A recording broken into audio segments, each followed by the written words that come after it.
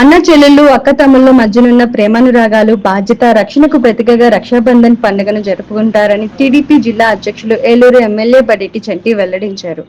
గతంలో తాను ఏలూరు అసెంబ్లీ నియోజకవర్గం టీడీపీ ఇన్ఛార్జిగా బాధ్యతలు స్వీకరించి పాదయాత్ర ప్రారంభించిన నాటి నుండి అనేక మంది అక్క చెల్లెమ్మలు తనకు చేదోడు వాదోడుగా నిలుస్తూ వచ్చారని పేర్కొన్నారు.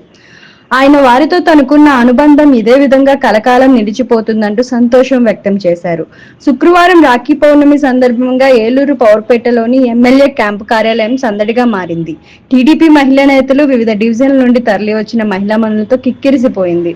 వారంతా ఎమ్మెల్యే బడేటి చంటికి రాఖీలు కట్టి హారతులిచ్చారు. అనంతరం మహిళలకు చీరలు పంపిణీ చేసి వారికి ఆశీస్సులు అందజేశారు.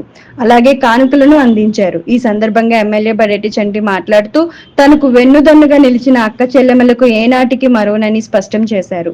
కుటుంబాలు అభివృద్ధి చెందేందుకు ఆడపడుచుల ఆశీస్సులు ఎంతో అవసరమని ఆయన వ్యాఖ్యానించారు.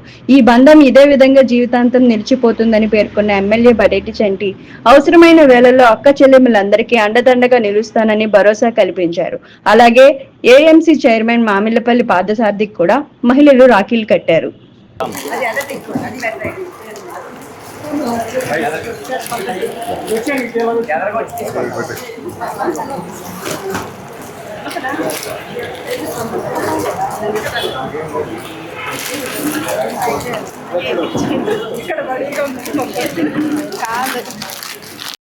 ఓకేనా?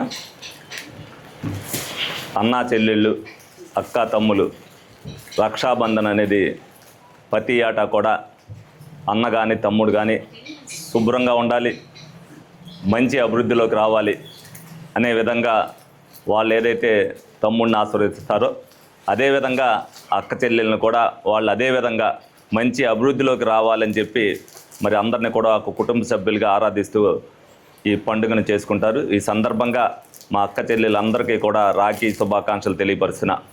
వీళ్ళందరూ కూడా గత 5 సంవత్సరాలుగా ఏదైతే నేను ఇన్ఛార్జ్ బాధ్యతలు తీసుకుని పాదయాత్ర మొదలుపెట్టానో వీళ్ళందరూ కూడా నాకు చేదోడు వాదోడుగా, ఇందులో కొంతమంది రాజకీయంగా తిరుగుతారు, కొంతమంది వాళ్ళ పని వాళ్ళు చేసుకుంటూ ఇటువంటి శుభ కార్యక్రమాలు ఏదైనా వచ్చినప్పుడు వాళ్ళంతటా వాళ్ళు వస్తుంటారు.